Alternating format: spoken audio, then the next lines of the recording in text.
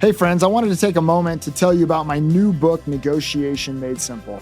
For the past 20 years, I have helped business people put together important deals, lawyers settle big lawsuits, small business owners grow their business by getting the most value for their product possible. And through this, I've learned a process on how to use negotiation to deliver outstanding deals. This particular book is those 20 years and everything I've learned about negotiation that's packaged in a very practical guide for solving problems, building relationships, and delivering the next deal. I hope you will jump in, buy this book, read this book, put it to work, and in doing so, you will be equipped to get better negotiation outcomes and to get what you want, not only in business, but in life as well. Go purchase Negotiation Made Simple wherever you buy books and use 2024 as an opportunity to take your next step in your negotiation success.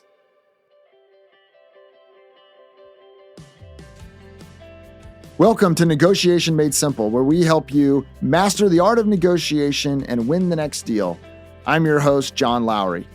In this particular episode, I am going to answer a question that many people have asked me throughout 2023, and that is how to deal with difficult people. Difficult people are everywhere in our lives.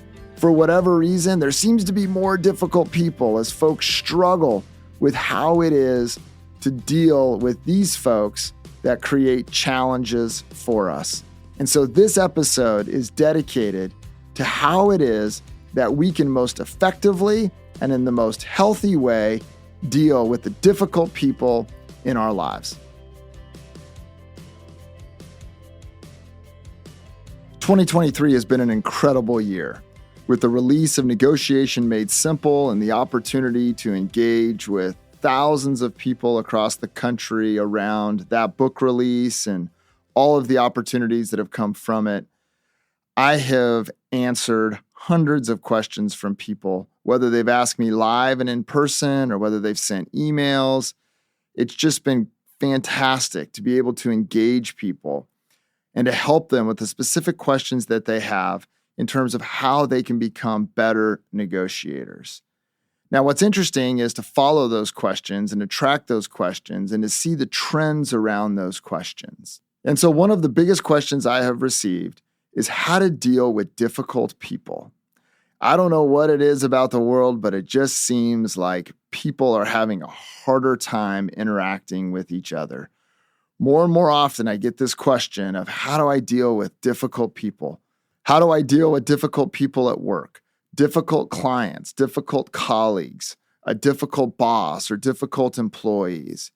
It just seems that people are struggling with how it is that they best relate and best work together. So let me share a few ideas in terms of how to deal with difficult people. The reason that people are difficult is because there's something in that behavior that has told them that that behavior is effective for them to get what they want. Some people are just truly not self-aware in terms of the behavior that they have and how it creates difficulty. But I think for the most part, people are very aware. They just know that acting the way that they act is the way in which they think they can get the most of what they want. And so it's not just that they're a jerk. It's actually a learned behavior in terms of them trying to get what they want to get out of life. And to do so, unfortunately, so many people make the assumption that in order to get what I want, I've got to keep you from getting what you want. Or in order to get what I want, I have to treat you in such a way that it puts you in a position to have to give me what I want. And so here is where you see all of these things that happen in the workplace. And so perhaps you've heard about this notion of sabotage in the workplace, where people literally sabotage each other's projects or each other's success because they're trying to get what they want, or they're trying to keep you from getting what you want in a way that they're threatened by or they're fearful of. And so people start doing all sorts of different things. And in the context of that, things become very, very difficult. The other thing I think you're seeing is there's a lot of talk about empathy, but there's still a lot of room to grow in terms of empathy really being part of organizational culture or being part of the way people interact with each other. And so at the end of the day, people are very self-interested. They're driven by their needs. They're driven by their desires and what they want. And as a result of that, they get so driven that there's not space left to be able to contribute to a team or to help out a colleague or to step up and do something to partner with a vendor better in order for that vendor to serve you. And so there's lots of different ways in which people just become difficult. And sometimes it's just straight out personality. You just have some people that have personalities that are just hard to engage. And the personalities are such that they're not really looking for those interpersonal, positive, touchy-feely kind of moments that grow relationship and grow trust. Their personality is such that they're just difficult to interpersonally engage. And so when you understand what it is that causes people to be difficult, I think what happens is some folks, they do one of a few different things. And I want to point out what I think is the healthiest thing to do. One thing that people do is they just try to avoid. And the problem that avoidance creates is communication begins to break down and resentment begins to build. And so avoidance is great because it allows for you to kind of escape the dynamic. But the problem with it is it doesn't fix the dynamic. It doesn't allow you to move forward in a more healthy way. It literally just cements the difficulty that person or your relationship with that person, it just cements the challenges in it. And so it's not getting better, but it may not be getting worse. But the challenge is it's stuck. And so eventually, as a result of that, trust is going to break down, resentment's going to set in, and there will be a flashpoint at some point to where this dynamic, as it plays out over time, is eventually going to bubble up.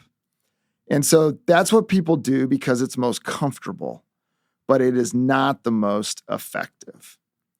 The other thing that people do is they become difficult themselves. And so as a result, they feel entitled to behave differently than they otherwise would because of how the other person is behaving.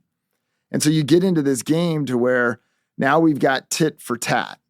And as a result of staying focused on mission or trying to accomplish the goal that's been set out, now all of a sudden we get distracted to where, well, they did this. Well, I'm going to do this. Well, this isn't fair. This wasn't right. And so I'm going to do this that I know that they're going to say isn't right.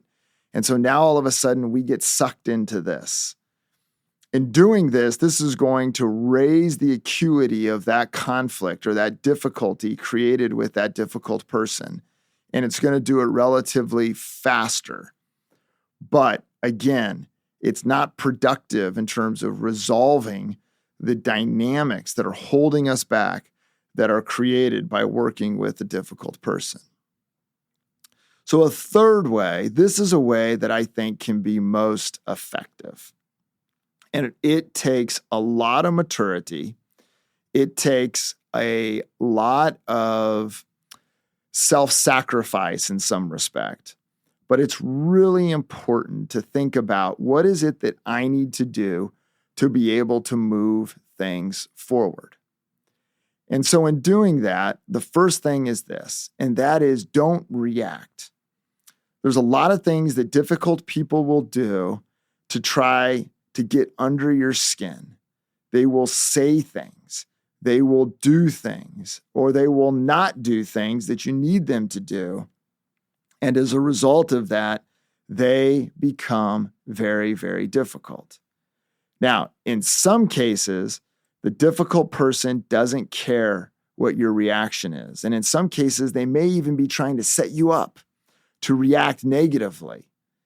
And so it's really important here that Every time a difficult person does something that is challenging, that you take a breath and you think strategically as opposed to just think intuitively and going forward with what you really want to say or what you really want to do. This is the moment where you've got to keep winning in focus and know that winning with a difficult person doesn't often happen in the moment. Oftentimes, winning is being more mature, being more composed, and as a result of that, continue to think about how to achieve the ultimate outcome. So that's the very first thing, is we can't get sucked into the bad behavior. The second thing is we've got to step back and we've got to really begin to understand what is the cause of the behavior. And I just shared with you some of the common causes. There are other things as well that cause people to become difficult, but it's important to kind of understand why. Why is that person being difficult? And many times those reasons don't have anything to do with you. They have to do with what's going on inside of them. They have to do with how they've perhaps been hurt in the past. They have to do with some fears that they have. They have to do with some insecurities that they have. There's a lot of reasons why people become difficult. And many times it has nothing to do with you. But it is important to try to think about what is causing this person to be such a challenge. And then here's the moment where after we've done some reflection, here we can start thinking about, okay, what is it that we need to do that hopefully will alleviate the difficulty or will help us manage the difficulty? Now, notice with me, those are two different things. Sometimes there's things that we can do that alleviate whatever the source of the difficulty is and makes that person easier to work with. Sometimes that's a difficult conversation. Sometimes that is practicing empathy. Sometimes that's going first and doing something for them to try to change the dynamic that exists. And so if there are those opportunities, those are actually the best opportunities to pursue. And it is very counterintuitive because here you have a situation to where you're like, John, you got to be kidding me. I've got this person that's treating me really, really poorly. Can you believe they did that? Or let me tell you what they said here. Or let me tell you how they kept me from being successful here because of this ridiculous position that they took. Or whatever the case might be. If there is a moment where you think that long-term you can achieve more success by trying to alleviate the difficulty that that other person is causing, well, it may make sense to do that. Because in the long run, you will win, and you will win big. Sometimes you can't do it. Sometimes, again, the difficulty has nothing to do with you. It has nothing to do with how you're engaging or how you're behaving or how you're communicating. That person is just going to be difficult, and there's nothing you can do about it. Then the strategic question becomes, okay, how do we best manage it? And this is where you take control of the process. You may not be able to control everything they do, or the positions that they take, or the behaviors that play out, but you can control the process. So it's kind of a humorous story to reflect this, but I think it's a great story. So there's a story about Howie Mandel, the famous comedian, who was a stand-up comedian. And he would go down to Hollywood, he would fill a theater, and he would come out and he would do this stand-up comedy show. And there was a moment in his comedy show where Howie would just decide to be difficult with somebody. And so Howie would walk out and he'd have this rubber chicken. And he would be telling jokes, people would be laughing, people would be kind of wondering, what is he doing with that rubber chicken? And it just seemed like kind of a nervous toy that he was using. And then eventually, at some point in the show, he would start engaging with the crowd and he would walk up to a person and he would throw the rubber chicken at them. And so the rubber chicken would bounce off their chest and everyone would kind of laugh. And it was kind of this nervous moment where Howie has engaged this person and done so in front of hundreds or thousands of other people. And now these people are laughing at this poor person that Howie's just engaged. And so Howie would then say, "Can I have my chicken back?" And the person would hand him the chicken back, thinking that Howie was just going to move on. But no, here's a moment where Howie wants to be difficult. And so Howie would turn around and Howie would nail him again with the rubber chicken. And the person would be like, "Okay, what's up with this? Like, why is this guy picking on me?" And again, everyone would laugh. It was kind of this funny moment. And so here was this place where this time Howie would say, "Okay, can I have my chicken back?" And this person would say, "Well, if you promise not to hit me again with the chicken." And Howie would be like, "Oh, I promise, no problem at all." And so they'd give him the chicken back. So Howie'd tell a few more jokes, walk around, walk back over, nail him a third time with the rubber chicken. And this time the person was kind of upset because they were kind of frustrated because now here for the third time, everyone's laughing at him and Howie just seems to be picking on them. And so this time Howie would say, "Hey, can I have my chicken back?" And the person would be very reluctant. And Howie would say, "Okay, we've had enough fun. I apologize. I won't hit you again with the rubber chicken." And so he'd go to work negotiating with them about getting his rubber chicken back. And eventually they would cave and give him the rubber chicken back. And you know what Howie would do in the moment? He would turn around and he would nail him again with the rubber chicken. And then eventually what the person would do would sit on the rubber chicken and refuse to give Howie the rubber chicken. So here's a moment where I think that it's a relatable moment for those of us that are having to deal with difficult people. And here's a moment where Howie Mandel, in the context of humor and a good time and having fun, was literally just being difficult. And he was seeing how far he could go with it. And this poor person had to figure out how to deal with it. And in doing so, there was a lot of emotion in that moment where you had all these people laughing at him. And finally, that person had to figure out how to take control of the process so that Howie would stop being difficult. That's the opportunity for all of us that are dealing with difficult people, is to figure out how we can take control of the process so we don't give the difficult people in our lives opportunities to give us a hard time or to make our life more difficult because they have some issue or some goal they're trying to accomplish at our expense. And so by taking control of the process, that doesn't mean that you have to go confront them in some huge way. It doesn't mean that you have to become a jerk yourself or you have to become combative or you have to become difficult. It just means you've got to recognize where it is in the dynamic that you have the power to control it and exercise that power in a way to where you take control of the process. And as a result, it means that those difficult people will no longer be a challenge for you. Now, notice in doing that, you don't have to be rude. You can be who you are. You can communicate in your style. You can engage in the way that you like to engage. You can treat them like you would hope they treat you. You don't have to become a monster in this moment, as I like to say. But if you want to truly deal with a difficult person, you've got to manage the process and you've got to take away the opportunities for them to be difficult.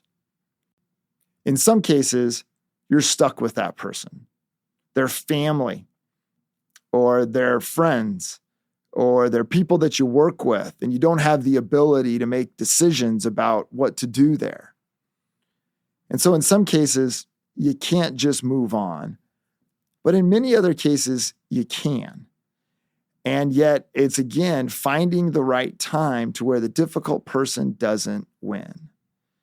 And so oftentimes, as I've worked with people and gotten to a place to where I've decided I no longer want to do business with that person, or this client is just too difficult, it wasn't a moment to where I created this drama. It was just a moment to where we finished out the project. We finished it really well.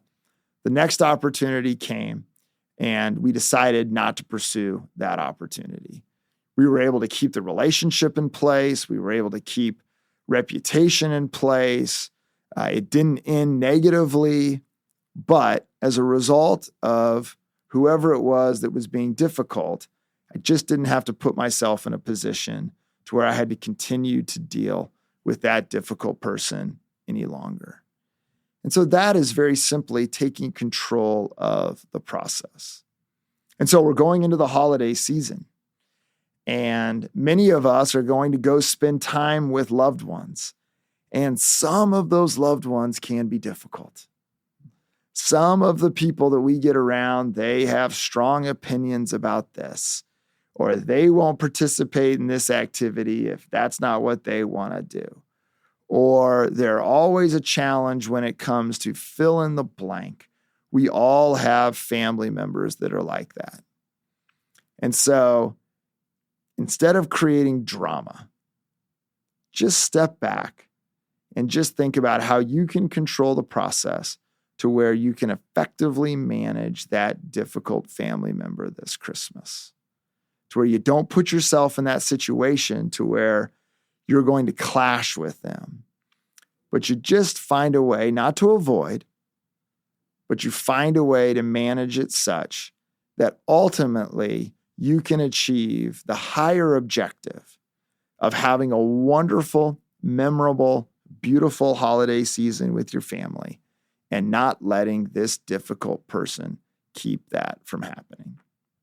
And so for 2023, it's the biggest question that I got was this whole idea of how is it that we deal with difficult people, because difficult people seem to be everywhere. So a relevant and important conversation around how to deal with difficult people. Difficult people are something that is in each one of our lives, and it's something that we have to deal with. And I hope that as you go forward thinking about how to deal with these difficult people, that you will listen carefully and take heart to this idea of saying, let's take control of the process instead of reacting. Let's be more mature, and as a result, keep the big picture in mind. And in doing so, I think what you will find is a more constructive approach to how not only to manage a difficult person, but at the end of the day, keep the difficult person from becoming a barrier to your success or to your happiness or to what you want to achieve in life. Thanks for listening to Negotiation Made Simple. I'll look forward to seeing you on the next episode.